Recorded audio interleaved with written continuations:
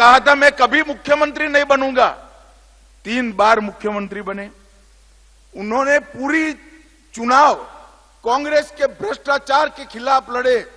आज मोदी जी के सामने लड़ने के लिए कांग्रेस की गोदी में बैठकर कांग्रेस के भ्रष्टाचार की वाहवाही करें।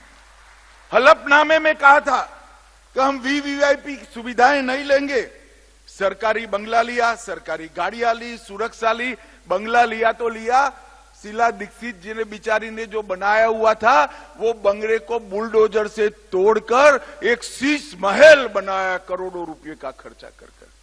केजरीवाल जी जरा आप याद करिए, आपने क्या कहा था? जन लोकपाल के लिए आपने आंदोलन किया था, उसकी धज्जियां उड़ाने का काम किया।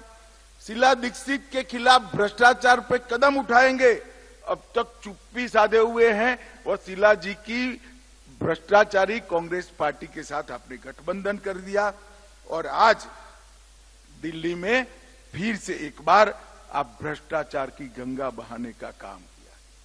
मित्रों, इनकी ये जो एनजीओ से मुख्यमंत्री तक की सफर है, वो केवल और केवल वादा खिलाफी, झूठ बोलना, बार बार बोलना और सार्वजनिक रूप से झूठ बोलने से भरी हुई सफर है। और उनके भ्रष्टाचार के लिए भी आज कांग्रेस पार्टी के भ्रष्टाचार की हम बात करते हैं।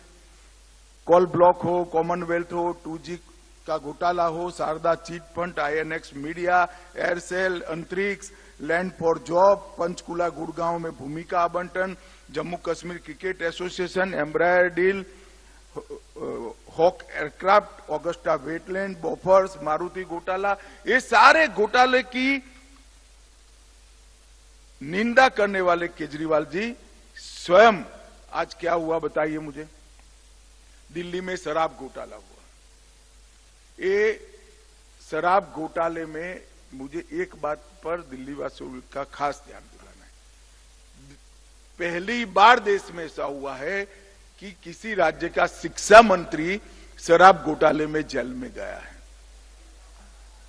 जिनका काम शिक्षा का प्रचार और प्रसार करने का था, उन्होंने शराब का प्रचार और प्रसार करा, 2875 करोड़ का घपला किया और आज जेल में बैठे हैं। मनीष सिसोदिया भी जेल में, संजय सिंह जेल में, केजरीवाल जाते नहीं है जवाब देने के लिए।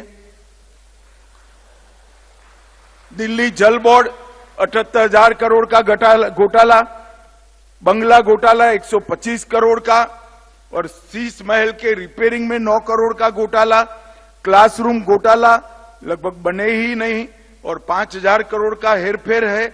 मोहल्ला क्लिनिक के नाम पर घोटाला किया, नकली दवाई के वितरण पर घोटाला किया, लेबोरेटरी के टेस्ट में घोटाला किया, सार्वजनिक वाहनों में लगाने वाले पैनिक बटन में घोटाला किया, बस खरीदी की योजना में घोटाला किया और ये कहते हैं कि हम कट्टर ईमानदार व्यक्ति हैं।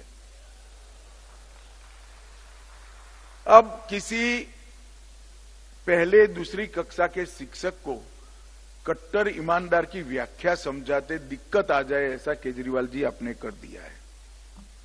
इतने सारे घोटालों की सीरीज दिल्ली में की है और अब वो राष्ट्रीय चुनाव लड़ने के लिए अंत में कांग्रेस की गोदी में बैठ गए। जिस कांग्रेस को गाली बोलकर आप सत्ता पर आए तो दिल्ली की जनता को कहा था हम भ्रष्टाचार से मुक्त करेंगे, आपने तो स्वयं भ्रष्टाचार किया ही किया।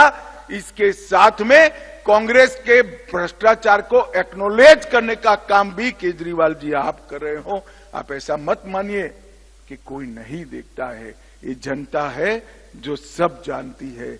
आने वाले चुनाव में आपको मालूम पड़ेगा, आप कितने भी नियम नीति छोड़कर गठबंधन करिए, आएगा तो मोदी ही 400 पार कर